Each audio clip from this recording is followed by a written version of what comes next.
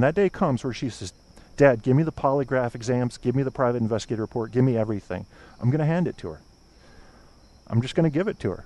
And I'm going to say there's going to be some painful stuff in here when you realize you've been deceived for 15 years or 20 years. But the truth is the truth, and I'm a huge fan of it, and it has cost me dearly to share it routinely, regularly, and religiously. But I continue to do it. If they're jealous, they make up. Debbie says if they're jealous, they continue to make up stuff. Of course they will. That's why I don't listen to shows about me. Some shows are nice. I mean, gosh, Paul Dembski came on and did just an amazing show about me. And I know you don't get along with him, Debbie. I'm not. You know what they accused me of? I went into News Guy's show one time. News Guy bores the shit out of me, so I've listened to maybe 15 minutes of his shows. I'm sorry. It's just like Westerns or space movies. I'm just not space movies, but like Star Trek. I actually like space movies. So I went in there. First thing I heard him say, Debbie Daly's a cunt. I said, oh, I'm out. I don't have time for it. I just, okay, you hate her. This person hates that person. And then what was the other thing I saw? Oh, I said something like, I don't hate anybody on this network, including Debbie Daly. He goes, don't you white knight her? I said, I was out of there. I was like, fuck you, don't tell me what to think. Don't tell me who to listen to. Get the fuck out of here. What kind of 7th grade clique shit is this? Join the Debbie Daly hate group or die. Fuck off. Listen to who I want to when I want to. Andrew's the same way. Andrew got pissed off when he found out somebody had spoken for him, my Australian friend. And he had something to say about that. You still there, Doc? Yeah. No, I'm listening to you. Been listening faithfully good. I normally only do shows up to 2 hours because by then I have to have ice on my back and scream into a pillow. But with you talking more, it's been easier for me. I've just been kind of doing my own thing here. But Debbie could tell. Most people can tell in my voice when the pain really starts to get to me.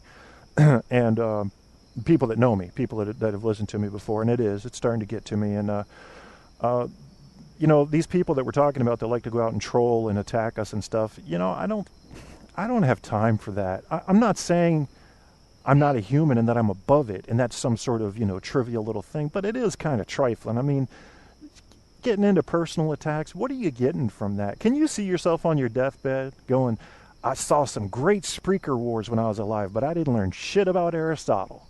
You know, what is that? Well, that is, as I said earlier, that you know, you got B.F. Skinner, who was, you know, kind of like John Locke, tabula rasa. Everything is behavioral. I tend to be more along the lines of this psychodynamic realm, where you had Sigmund Freud, who to me is my least favorite, but he did create the concept of subconscious.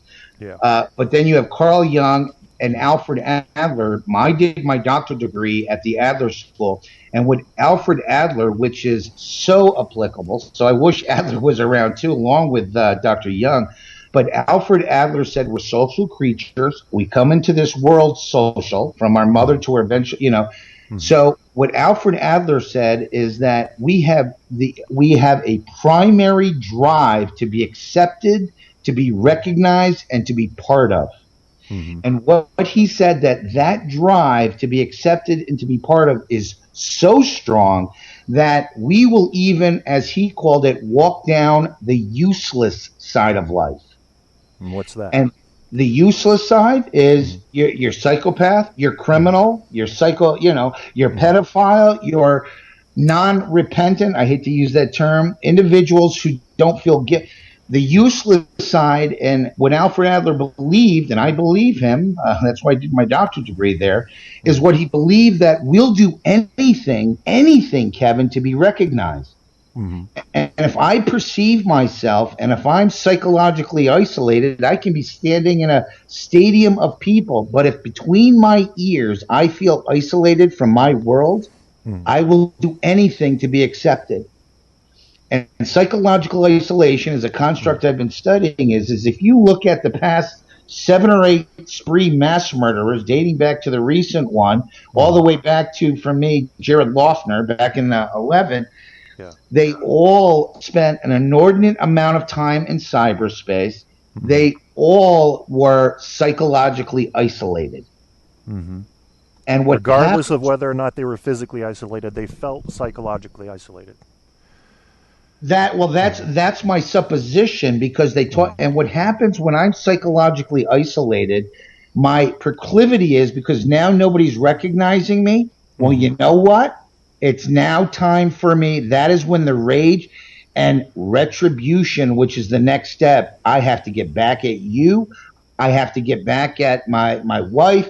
I have to get back at the community. Then when you want to go into spree killing and mass murder, such as what happened, I have to get back at a particular race, a particular faction, a group, so forth and so on, because nobody recognizes me. And that's where I subscribe heavily to Adler, that we will do anything to be recognized. Look at me. Yeah. I don't know much about him. I didn't study him in school. I studied Freud. I thought Freud probably was a great MD. I wasn't very much a fan of his work in psychology, but B.F. Skinner, of course, they shoved down our throats. But I went on a sidetrack when I started looking into psychology and became a huge fan of I think it's the least popular branch now, evolutionary.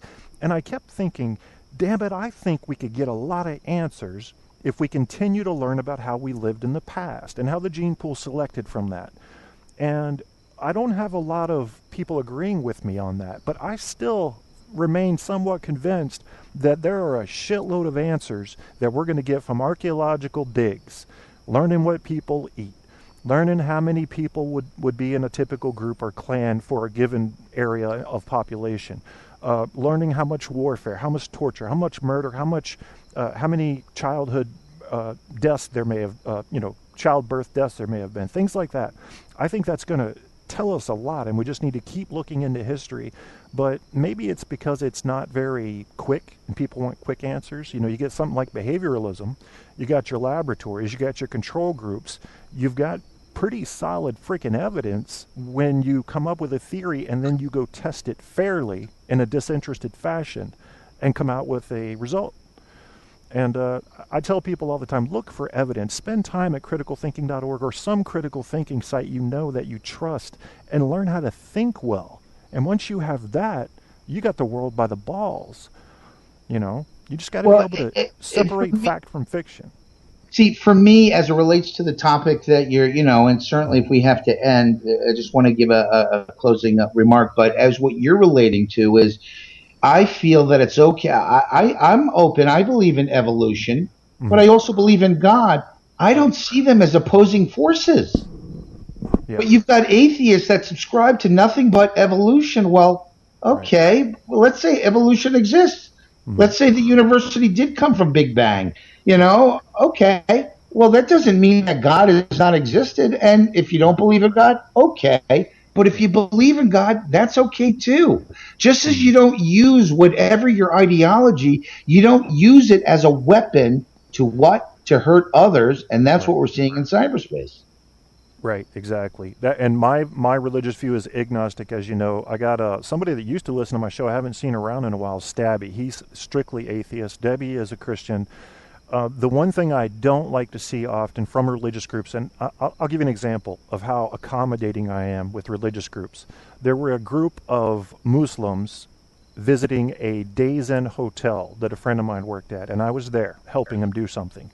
And I accommodated them, moved stuff out of the way so they could do their evening prayer in the lobby, because they have to do this 5 times a day.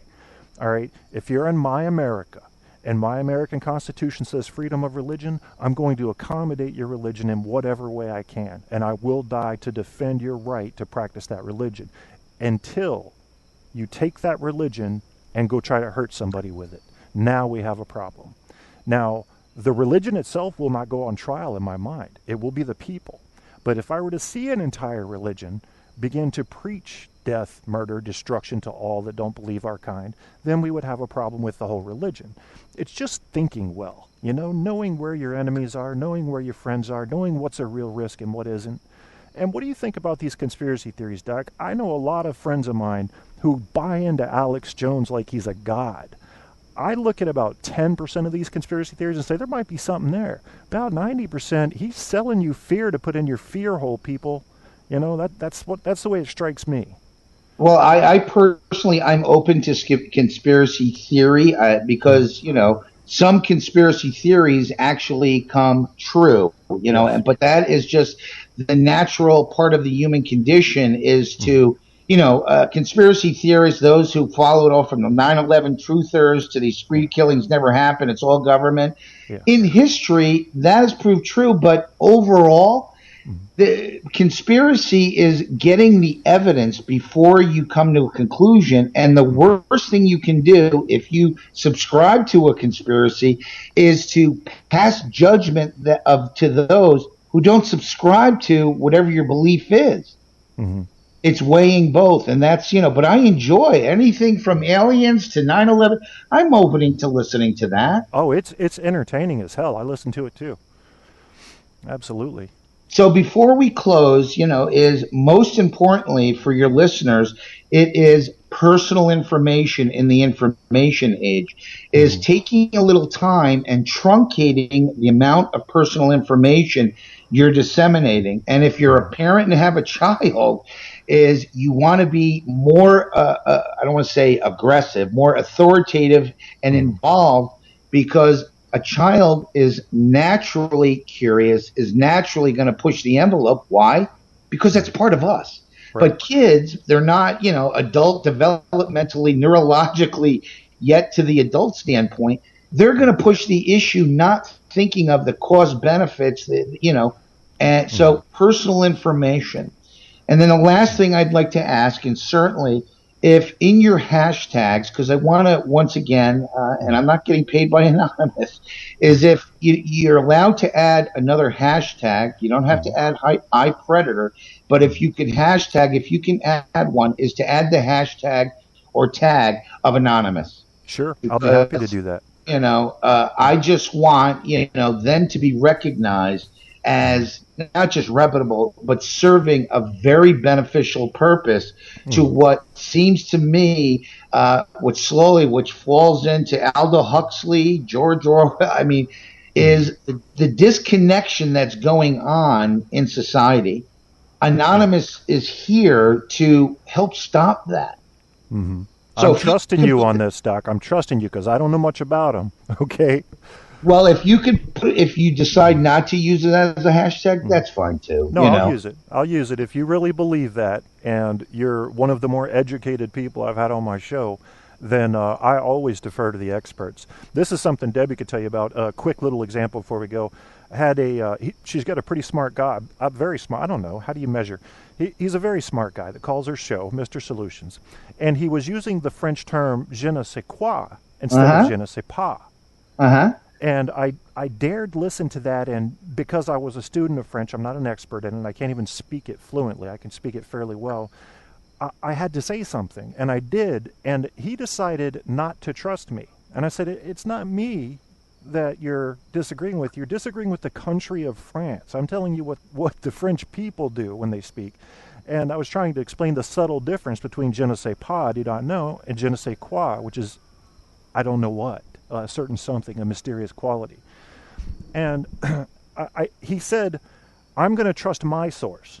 That's what he said. I'm going to trust my source, my guy, whoever that was, and not you, Kevin. And I thought, when I get corrected, especially something I can Google, I'm happy. I'm thankful. Thank you, And I'm the same way with experts.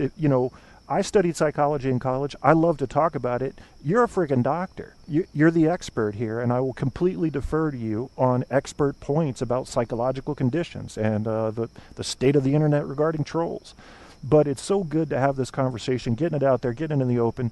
And I know some of the guys listening to this show will say, oh, they're trying to be, police of those of us that want to hate on other people. Well, you can hate on other people all you want. You know the line. Everybody knows the line. People that are mentally healthy, or maybe a little psycho, they know the line. They know when they're crossing it, and they do it routinely. And I think we got to put a stop to it. One way or another, somebody's going to put a stop to it. It's either going to be us in a self-regulating fashion with help of maybe people like Anonymous, or it's going to be the government. Well, I certainly don't want it to be the government, although I'm very patriotic and I understand, I'm out, I see, I'm both for and against the NSA and the monitoring. I do see why it occurs. But what I do know is that if we as private citizens don't curtail the nonsense, I call it nonsense, that's going on, the feds will have to get involved, and then it becomes our fault. Right. And that's the way I see it. I could